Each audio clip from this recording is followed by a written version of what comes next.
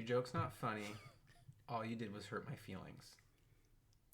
Are your feelings really hurt? Because you also waited to press record to say how you felt, so it feels like performative pain. I wanted it on the record.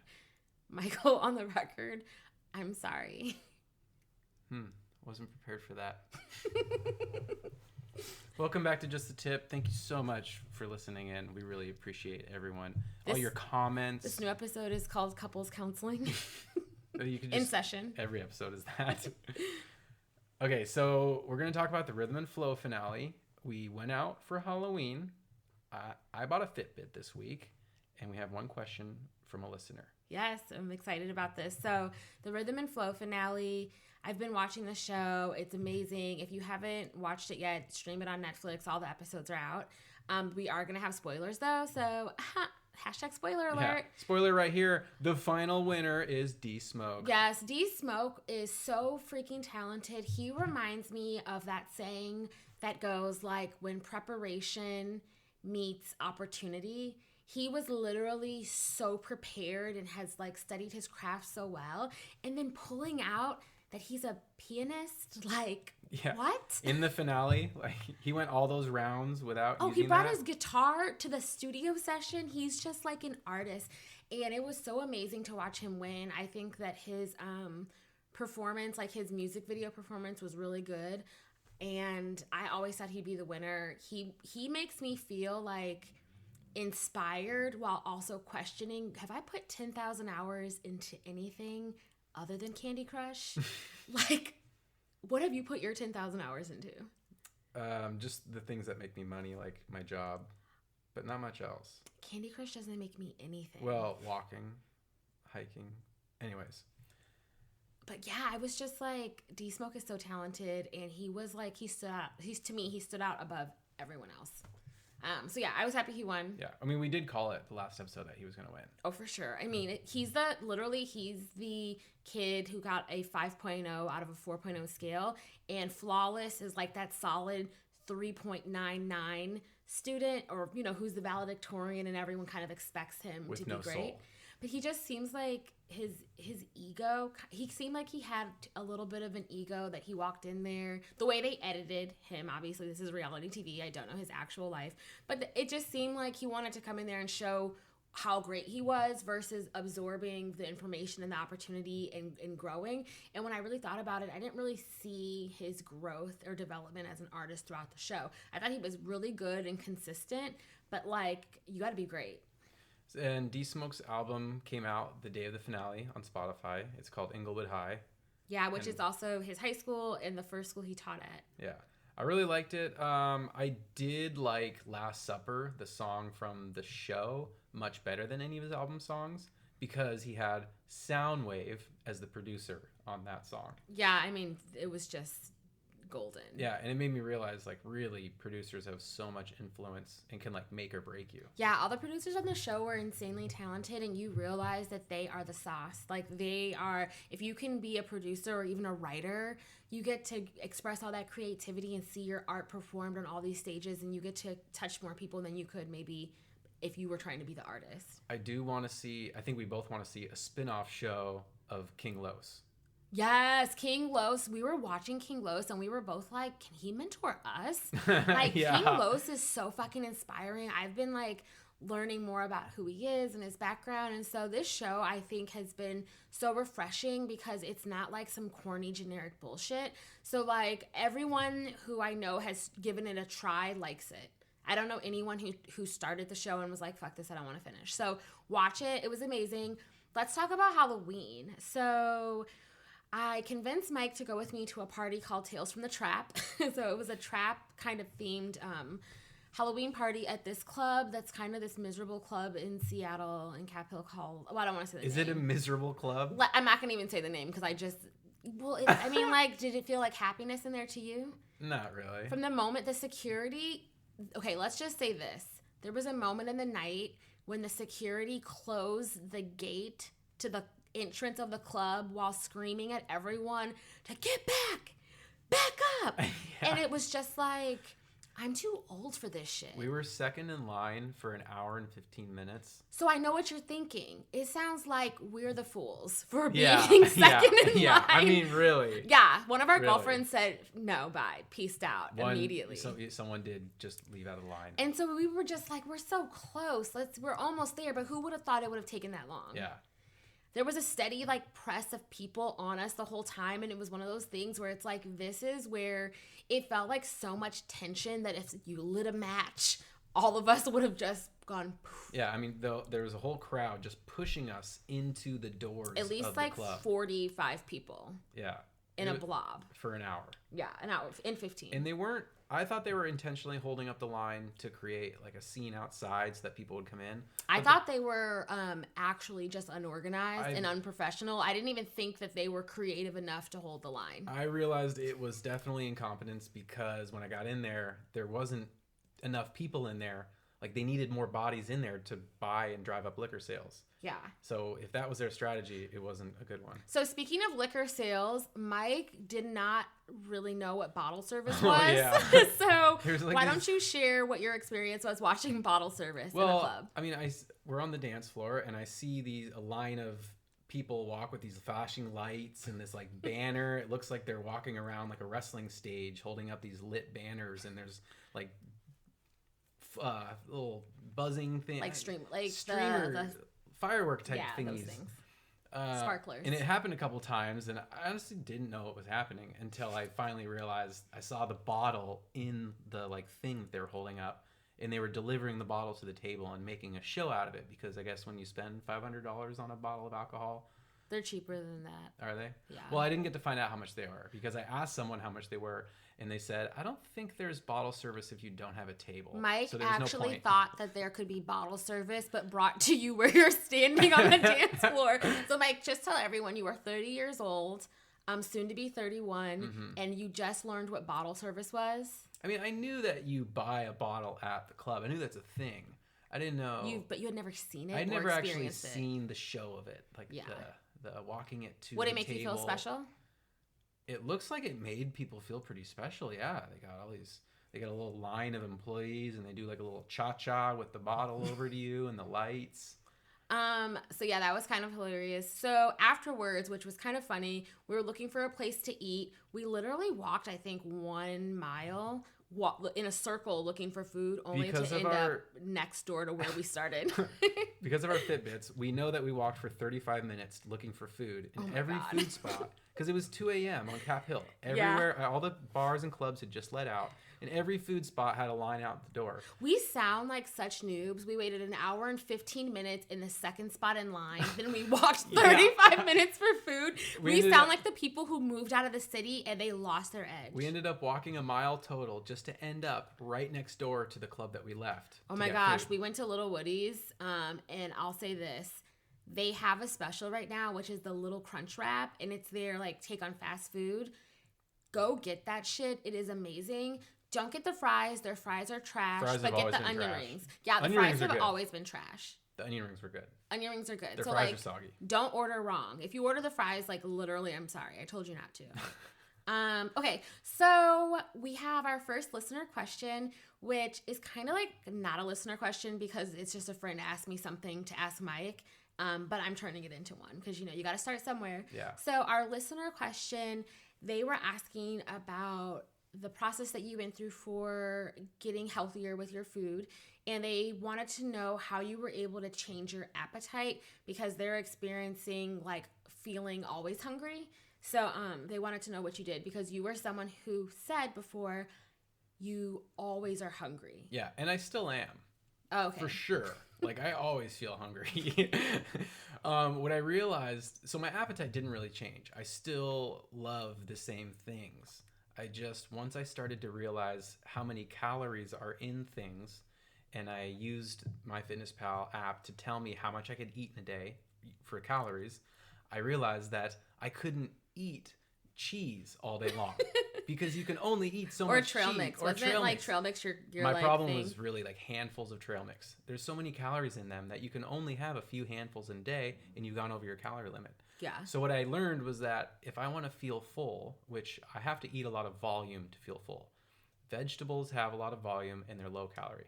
So in order for me to feel full and to success at weight loss, I have to fill my day with vegetables. So question for you. So to answer what the listener question was, you didn't ever change your appetite. Yeah, my appetite didn't change. So the expectation that your appetite may change isn't a realistic one to have, maybe. So it's better to say, hey, you're always going to feel that hungry, but there's a better way to fill yourself up.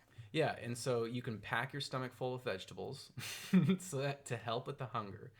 Another thing is a lot of hunger that you feel is not actually hunger. It's boredom, and it's an expectation that you should have that snack. So like I did change my relationship with food. I used to think of food as, oh, it's right before bed. I'm going to have my before bed snack. Aisha has her naughty treats. I mean, we all have our naughty treats. What are you throwing me under the bus for? Because you laughed. I have when I call it a naughty treat, it's like my like splurge snack that I buy when we go grocery shopping that I eat off of for the whole entire week. Right. Sorry, I threw you under the bus. We both have our naughty treats, but like you have in your mind this expectation that it's before bed. I'm going to have my naughty little snack that I get. That's literally not how I indulge in my food. Oh, that's what I do. Right. You're making it seem like it's me. Can you just clarify for the record that I'm not like binge eating You're not. treats No. like some fucking gremlin in the middle of the night? Like what? So like I had to change my expectation that every night before bed I get to have my naughty little treat. You also used to have your shower beers. Yeah, I used to drink beer in the shower. Not every day or anything, but occasionally. Listener poll, how many people have shower beers? I bet a lot. Well, you know what? Let me not judge you because you would drink beers while you were taking a shower, but that's no different, I guess, than me taking a bubble bath and having like a rosé or something on the side. Yeah, totally. I mean, mine is way classier than yours. Yours is kind of like... Seems classier, but is it? Yeah, it is. 3 beers, pounding 3 beers while you shower versus luxuriating in a 2-hour bath. So, the other thing is that there were times where I did want to just eat whatever I wanted. And what I would do is I would go walk or exercise to burn the calories. Then I could actually eat what I want. That's very smart. So I think the biggest takeaway, my perspective is like there's 3 things. 1, you have to know what you want your end result to be. So whatever that is, know what that is. 2, I think you need to understand what it will take for you to get to that end result, like you being uniquely you. What do you actually need to do realistically? And then 3, I think you have to want it and commit to it. And I think that without those 3 things, you're not going to be successful. And it's also okay if you're not in the place where you're going to do that. Like, have some grace with yourself. If you are in a place where those 3 things don't align, it's okay to say, I'm not ready to start. Versus, I think a lot of people start something and set themselves up for failure, then self-sabotage, and then use that as a reason why, okay, I can't do it anyway, and feel defeated. That's why it's also But important. I also haven't lost 30 pounds. So, I mean... That's why it's important to take, like, baby steps. Like, do one thing at a time. Cut out all sugary drinks. You only well, really... that's, I mean, alcohol. You don't even... I mean, I don't know a lot of... I mean, most people don't binge soda all day. I don't think. They do. No, okay, so I'm thinking about the people I know, and I know a lot of people who don't binge sugary drinks, but they will drink a ton of fucking alcohol, and they eat out a lot. Yeah. And so I think that's probably more of the millennial working professional experience is happy hour, brunch. There's always liquor. There's always food. Yeah. It wouldn't have been possible for me to lose weight had I not cut out alcohol. And I didn't necessarily cut it out, but really, you did. If I'm going to drink, it's going to be 1 or 2 drinks tops. But you don't even drink consistently. And I don't even really drink that very often. But that's what it takes to lose 25 pounds, honestly. So you remember the Homecoming Beyonce documentary where you see her like when she's just so hungry? That's basically Mike. He's basically on the Beyonce Homecoming diet. And he's like, I'm just so hungry as he eats an apple and rocks himself back and forth. Yeah. Eat lots of fruits and vegetables as snacks. Okay, so you kind of used to, I feel like you kind of used to tease me about how much I love my FitBit. And the day came where you have a Fitbit. So I had sent him a link to one that you could use in the water and whatever, and he thought it was really expensive. And the next thing it was $250. The next thing I know, you bought a Fitbit. Yeah, but I bought the one that was cheaper, not the $250. So you bought the Charge 3, which is nice. Charge 3. And okay, let's talk about this because you are someone who I remember telling me I would never want a Fitbit. I don't like trackers. I don't like things on my wrist. And then you bought one. So tell us, what made you? What sold you? Okay, what sold me was I was already wearing a watch every day, so I can have something on my wrist and I can feel okay about it. And then when I realized that they can track swimming is like a little new hobby of mine, and it's a great exercise, low impact. And I thought it'd be great to have something to help me track swimming, track distance. Sometimes I forget how far I went in the pool because you're doing so many laps, you just literally lose count. And I was your human fitness tracker where you would just look at what I burned or what my steps were and then kind of like add a little bit onto that. Yeah. So now you have your own. So what have you enjoyed about it so far? Because you've had it now for a week? I've had it for a week. I enjoy just seeing how many steps I took, how many calories I burned. I'm doing an experiment right now so before I was just in my head calculating how many calories I estimated, and then I would eat and just try to stay under that. Right now I'm entering everything I do into the Fitbit app. So it's tracking my calories burned. Hashtag not an ad. Yeah. But it could be. Could be. And I'm entering everything I eat, and I'm going to see if I lose or gain weight if I follow Fitbit's metrics. And you're also learning Tableau at work, and you found a really cool way to combine the two. Yeah, so I have to learn Tableau for work, and this has happened to me a bunch where I have to learn something because I want to or because I have to.